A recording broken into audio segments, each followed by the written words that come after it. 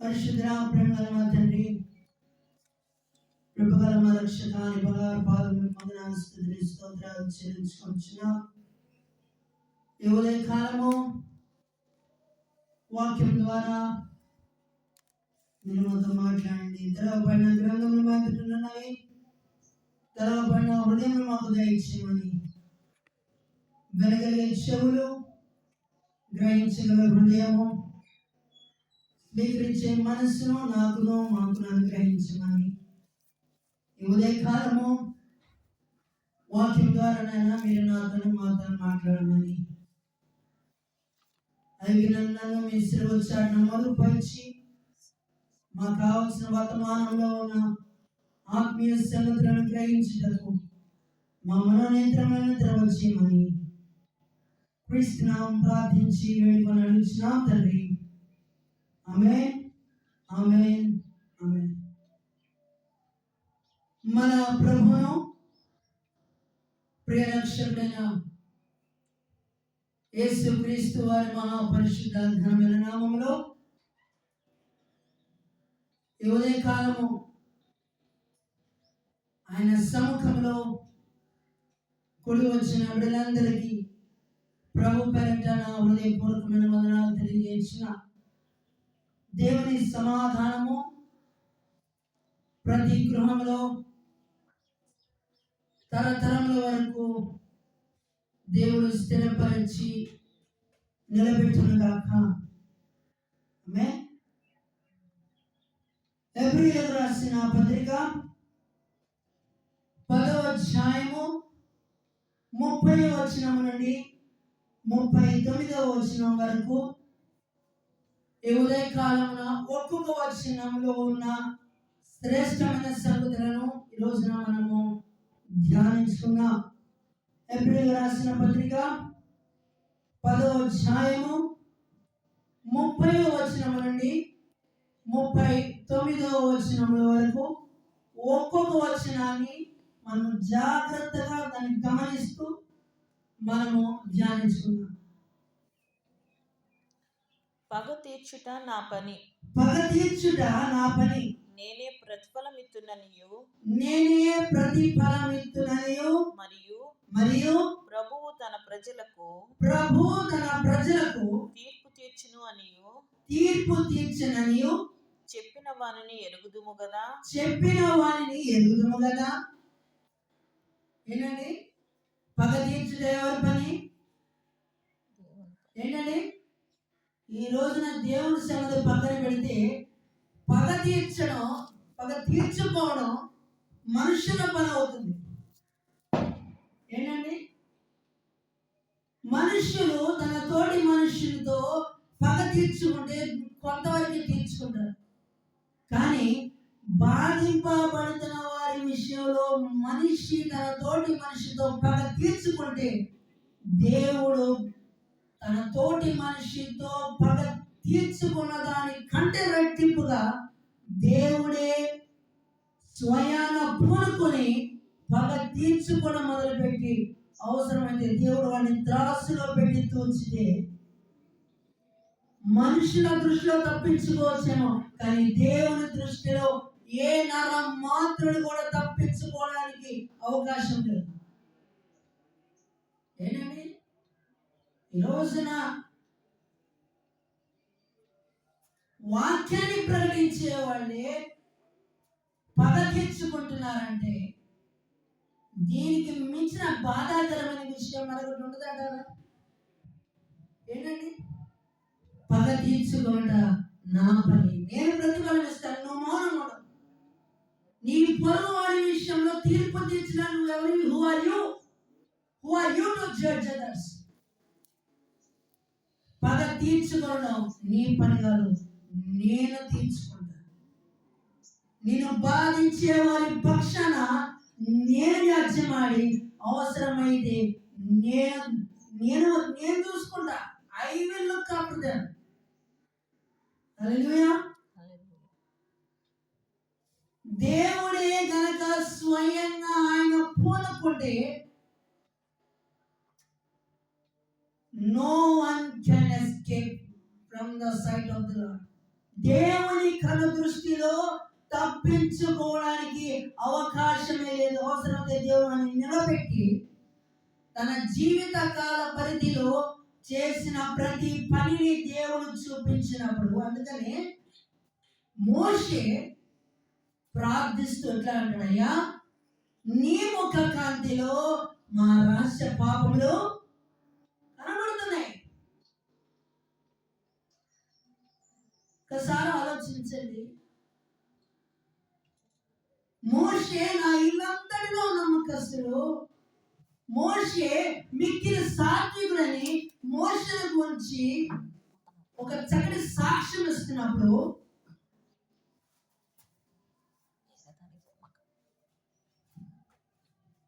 అతడి సాక్ష్యం ఇస్తున్న మోషేని దేవుని సన్నిధిలో ఏ రీతిగా తను తగ్గించుకొని ప్రార్థన చేశాడండి? ఏ రీతిగా తను తగ్గించుకొని ప్రార్థన చేశాడు? అయ్యా, నీ ముఖ కాంతిలో మా రహస్య పాపములు కనబడుతున్నాయి. లేదు ప్రభువా, కాదు ప్రభువా అని సమర్థించుకోవడానికి అవకాశం లేదు, సమర్థించుకోవడానికి అవకాశం ఉండదు. ఈ లోకంలో ఒక మనిషి తన తోటి మనిషి విషయంలో సమర్థించుకోవడానికి అవకాశం ఉండదు, కానీ దేవుని న్యాయ పీఠము ఎదుట తన విషయమై తను సమర్థించుకునే అవకాశం ఉండదు. ఎట్టి పరిస్థితిలో ఒప్పుకోవాల్సింది ఒక మాట చెప్పాలంటే, he is unfitted to stay in the kingdom of God.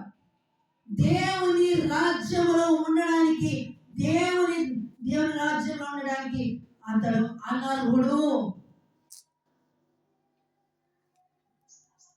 బహుశా నా మాటలు కఠినంగా ఉండొచ్చు, కానీ దేవుని వాక్యం క్రిస్టల్ క్లియర్ గా తెలియజేస్తుంది.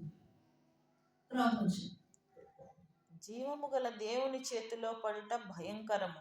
జీవము గల దేవుని చేతిలో పడుట ఏంటంట? ఆనందకరమనుందా? సంతోషకరమనుందా? మనోహరమనుందా? లేదు, భయంకరము. ఏంటండి? దీనికి ఒక చక్కటి ఉదాహరణ ఉంది. బబులోను రాజ్యాన్ని పరిపాలిస్తున్న నెబుకద్నెజరు, నా బలము, నా శక్తి, నా జ్ఞానము, నా సామర్థ్యం అనుకొని విర్రవీగాడు. చివరికి ఏమైందండి? మెనే టేక్ కేర్ ఆఫ్ ఫారెస్టింగ్.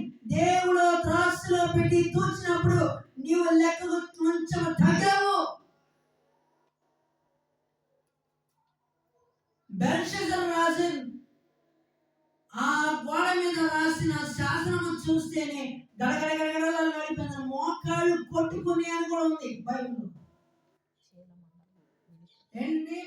యెరూషలేము దేవాలయమున పాత్రను తెచ్చి రాగి విందు చేసి ఆనందంతో కుప్పిగత్తు రాస్తుంటే దేవుని యొక్క హస్తం అగ్ని రూపంలో వచ్చి గోడ మీద రాసినప్పుడు ఆ శాస్త్రం యొక్క భావాన్ని చెప్పడానికి రాజ్యంలో ఎవరు లేరు, ఒక్క దానియేలు తప్ప. దేవుని నీకు శక్తిని ఇచ్చాడు, బలాన్ని ఇచ్చాడు, ఆరోగ్యాన్ని ఇచ్చాడు, సామర్థ్యాన్ని ఇచ్చాడు, కానీ వాటిని చూచి నీవు గర్వించావు కనుక నీ దేవుడు నీకు ఇచ్చిన రాజ్యము నీ ఎదుట నుండి తీసివేయబడుతుంది అన్నప్పుడు, నీవు కలిగి ఉన్న రాజ్యము దేవుడు నీ ఎదుట నుండి తొలగించి నీ శత్రువుల చేతికి నేను అప్పగిస్తున్నానని అన్నప్పుడు బెల్షస్సర్ రాజు పరిస్థితి ఏమైందండి? అందుకని సౌలు రాజు తేలిపోయెను, ఆహాబు రాజు తేలిపోయెను. సౌలు రాజు తేలిపోయెను, ఆహాబు రాజు తేలిపోయెను. నీ క్రియలను బట్టి తీర్పు తీర్చును, మరి నీ గది ఏమవుతుందో తెలుసు. తెలుసుకో. నీ క్రియలను బట్టి తీర్పు తీర్చును, మరి నీ గతి ఏమవుతుందో తెలుసుకో. Many, many take it, O Pharisee. Many, many take it, O Pharisee. రాసెను శాసనం దేవుని చేతిలో, రాసెను శాసనం దేవుని చేతిలో, దేవుని త్రాసులో నీవు తేలిపోదువు, దేవుని త్రాసులో నీవు తేలిపోదువు. దేవుడు మనలను త్రాసులో పెట్టి తూచినప్పుడు ఆయన త్రాసులో పెట్టాను మనం మెజర్ చేస్తున్నప్పుడు ఆయన ఎస్టిమేషన్ ప్రకారంగా మనము ఆయన దృష్టిలో లెక్కకు సరిపోయామా లేమా అని ఈ జీవిత కాల పరిధిలో మనము సరి చేసుకున్నప్పుడు, మనం సరి చూసుకున్నప్పుడు, వాక్యము వెలుగులో మన స్థితిని మనం గ్రహించుకున్నప్పుడు మొదట మనోనేత్రాలు తెరవబడతాయి. ఆ తర్వాత మనోనేత్రములు తెరవబడిన తర్వాత పశ్చాత్తాపం వస్తుంది. ఆ పశ్చాత్తాపమే ఒక విశ్వాసికైనా, సేవకుడైనా, దైవజనుడైనా, పిలువబడుతున్న వారికైనా నిజమైన మారు మనస్సు కలుగుతుంది. నిజమైన మారు మనస్సు ఎట్లా వస్తుందంటే మొదట మనోనేత్రాలు తెరవబడితేనే తప్ప తన స్థితి ఏమిటో తనకు తెలియదు. అయితే మీరు వెలిగింపబడిన మీదట శ్రమలతో కూడిన గొప్ప పోరాటము సహించిన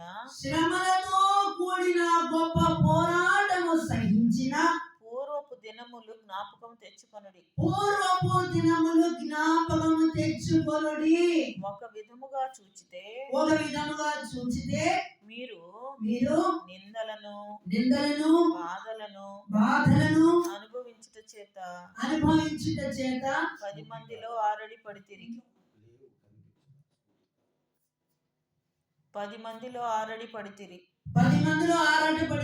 మరి ఒక విధముగా చూచితే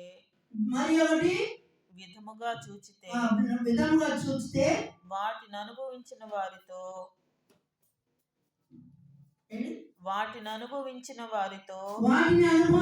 వారితో పారివారలైతిరి. ఏంటండి? క్రీస్తు సువార్త కొరకు శ్రమలు పడిన వారు అనేక మందిని బైబిల్ మనం చూస్తున్నాం. యూదా మత వైరాగ్యంతో విర్రవీగిన సౌలుని మనం చూస్తాం. యేసు నామములో ప్రార్థిస్తున్న వారిని చిత్రహింసలు పెట్టిన అతి దుర్మార్గుడు, దుష్టుడు. ఏంటండి?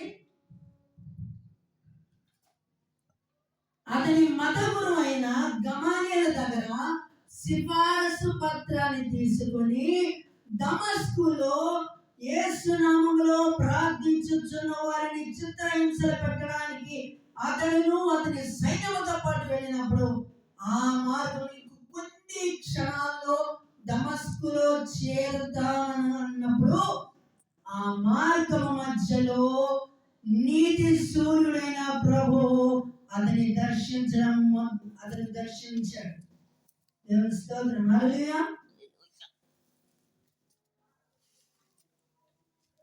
సౌలు వంటి దుర్మార్గుడు, దుష్టుడు, అతి కఠినుడైన వాడిని దేవుడు దర్శించాడు. సౌలా నువ్వు ఎందుకు నన్ను హింసిస్తున్నావు అంటే, ప్రభువా నువ్వెవడి? నీవు హింసిస్తున్న యేసును.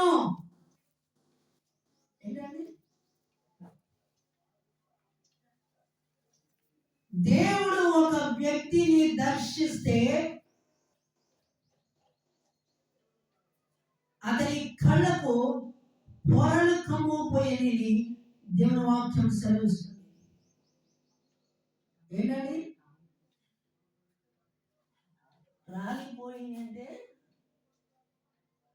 మొదట ప్రభువారు దర్శించినప్పుడు అతను గుడ్డివాడు అయిపోయాడు, అతను చూడలేకపోయాడు. ఆ తర్వాత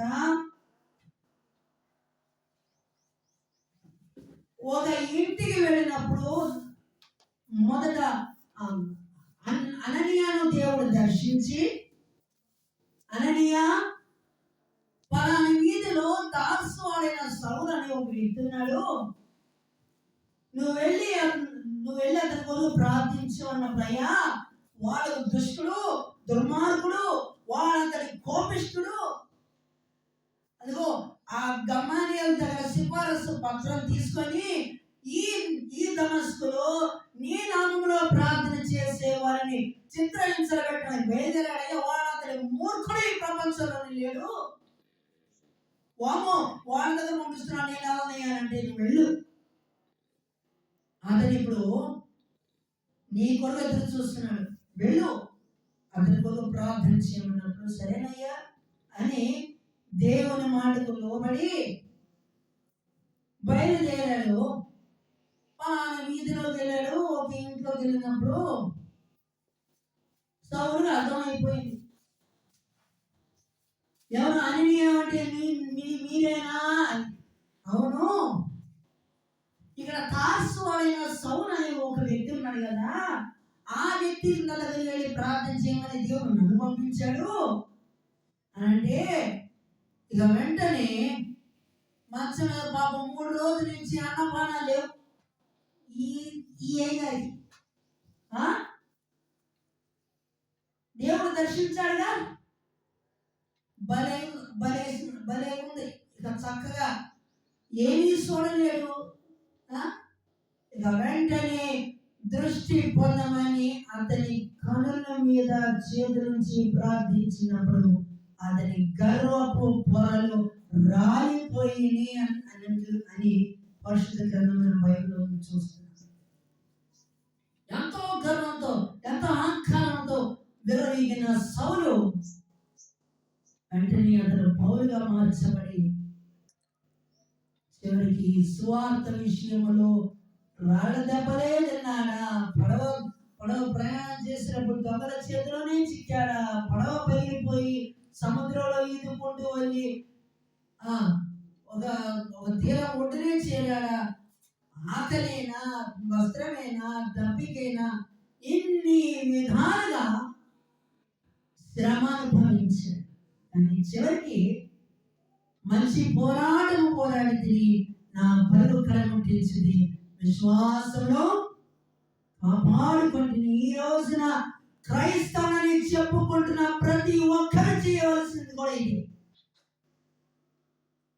చివరి శ్వాస వరకు తన విశ్వాసమును, తన పరిశుద్ధతను, దేవుని మీద నమ్మకమును ఉంచిన వారి అంతం వరకు సహించిన వాడు రక్షింపబడను. ఈ లోకంలో వచ్చే శ్రమలను మౌనంగా భరించి సహించిన వాడు పరలోకంలో అతనికి మామూలు కిరీటం కాదండి, అక్షయ కిరీటం దేవుడు వారి కొరకు సిద్ధపరుస్తాడు.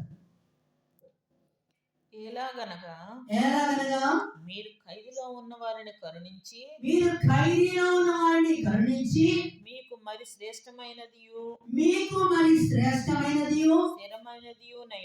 స్థిరమైనదియునైనా స్వాస్థ్యమున్నదని ఎరిగి మీ ఆస్తి కోల్పోవుటకు సంతోషముగా ఒప్పుకొంటిరి. కాబట్టి మీ ధైర్యమును విడిచిపెట్టకుడి. దానికి ప్రతిఫలముగా గొప్ప బహుమానము కలుగును.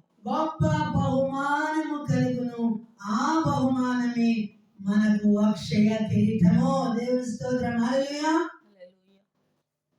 ఈ లోకంలో మనకు శ్రమలు వస్తాయి, రావు అనడానికి లేవు. ఈ లోకములో శ్రమలు కలుగును, అయినను ధైర్యము తెచ్చుకుని నేను లోకమును జయించి ఉన్నాను. ఏంటండి? ఎబ్రీయులకు రాసిన పత్రిక 12వ అధ్యాయం 1వ వచనంలో చూస్తే ఇంత గొప్ప సాక్షి సమూహము మేఘము వలెనే మనల్ని ఆవరించినట్లుగా విశ్వాసమునకు కర్తయు దాన్ని కొనసాగించువాడనైనా ఎవరి వైపు అండి? యేసు వైపు చూచుచు ముందున్న పరుగు పందెంలో గురి ఎత్తుకు మనము ఓపికగా పరిగెత్తితే మనకు అక్షయ మహిమ కిరీటము దేవుడు మన కొరకు సిద్ధపరిచాడు. నా ప్రియమైన సహోదర సహోదరులారా, గమనించండి. ఎన్నో నిందలు, ఎన్నో హింసలు, ఎన్నో అపవాదములు. అందుకనే కదా ఈ లోకం అటు వారికి ఈ లోకము యోగ్యమైనది కాదు. నా ప్రియమైన సహోదర సహోదరులారా, గమనించండి. ఈ లోకంలో మనం క్రీస్తుని మనం వెంబడించేటప్పుడు ఆటంకాలు వస్తాయి, అడ్డుమంటలు వస్తాయి. కానీ మన ఆత్మీయ జీవితంలో ఇతరులకు మనం అడ్డుపడగా ఉన్నామా అని ఎప్పుడన్నా ఒక్కసారి మనం పరీక్షించుకున్నామా? అయ్యా, నా ఆత్మీయ జీవితము ఇతరులకు అడ్డుపడగా ఉన్నానా అని ఒక్కసారి మనం ఆగి ఆలోచించుకొని మనలో ఉన్న లోటుపాట్లను మనం సరి చేసుకున్నప్పుడు మనము ఇతరులకు ఆదర్శవంతులుగా ఉంటాం. క్రీస్తు మనం ఏ మాదిరిని కనపరచమన్నారో ఆ మాదిరినే మనం ఇతరులకు మనం చూపించాలి. మీరు దేవుని చిత్తమును నెరవేర్చిన వారై వాగ్దానము పొందు నిమిత్తము మీకు ఓరిమి అవసరమై ఉన్నది. ఓర్పు, శ్రమ, ఓర్పు పరీక్ష నిరీక్షణను కలుగజేయునని ఎరిగి శ్రమ యందు మేము అతిశయపడుచున్నాము. ఈ లోకంలో శ్రమలు వస్తాయి, కానీ శ్రమల యందు అతిశయించేవాడే అతడు ఒక నిజమైన క్రైస్తవుడు, నిజమైన సేవకుడు, నిజమైన దైవజనుడు. ఇక కాలము బహు కొంచెముగా ఉన్నది. వచ్చుచున్నవాడు ఆలస్యము చేయక వచ్చును.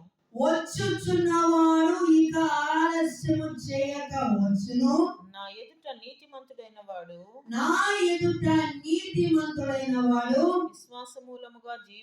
విశ్వాసము మూలముగా జీవించును. గాని అతడు వెనుక తీసిన ఎడల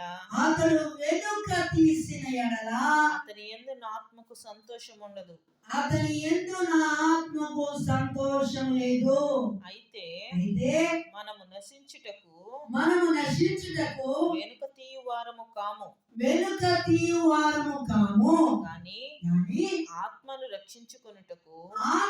రక్షించుకొనుటకు విశ్వాసము కలిగిన వారమై ఉన్నాము. ఎబ్రీయులకు రాసిన పత్రిక 11వ అధ్యాయము 1వ వచనము.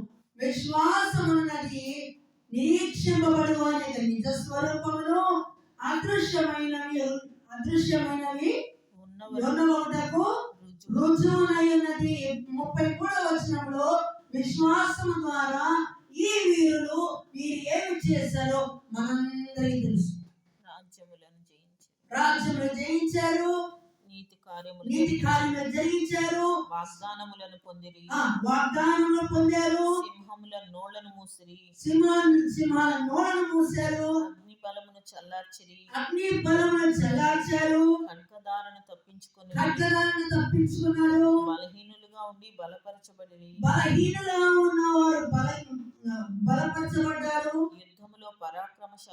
యుద్ధములో పరాక్రమశాలులయ్యారు, అన్యుల సేనలను పారద్రోలారు,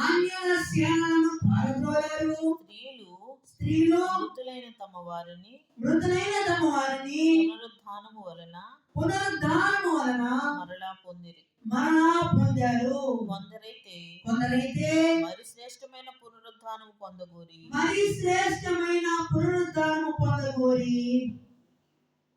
విడుదల పొందనొల్లక విడుదల పొందనొల్లక ఈ యాతన పెట్టబడిరి. అబ్బా మరికొందరు తిరస్కారములను కొరడా దెబ్బలను మరి బంధకములను ఖైదును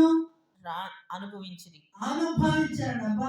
రాళ్లతో కొట్టబడిరి, కొట్టబడ్డారు, రంపములతో కోయబడ్డారు, శోధింపబడ్డారు, ఖడ్గముతో చంపబడిరి, గొర్రె చర్మములను మేక చర్మములను వేసుకొని దరిద్రులయుండి శ్రమపడి హింస పొందుచు అడవులలోను కొండల మీదను గుహలలోను సొరంగములలోను తిరుగులాడుచు సంచరించారు. అట్టి వారికి ఈ లోకము యోగ్యమైనది కాదు. వీరందరూ తమ విశ్వాసము ద్వారా సాక్ష్యము పొందిన వారైనను మనము లేకుండా సంపూర్ణులు కాకుండా నిమిత్తము దేవుడు మన కొరకు మరి శ్రేష్టమైన దానిని ముందుగా సిద్ధపరిచెను గనుక వీరు వాగ్దాన ఫలము అనుభవింపలేదు.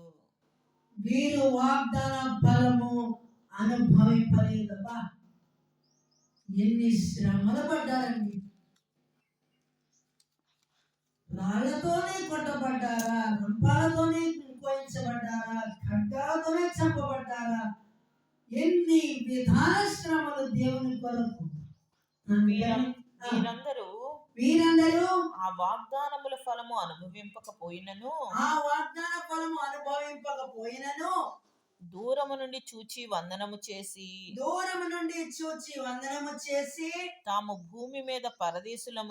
తాము భూమి మీద పరదేశులమును యాత్రికులమునై ఉన్నామని ఒప్పుకొని విశ్వాసము గలవారై మృతి పొందిరి. ఇదండి క్రైస్తవుని జీవితంలో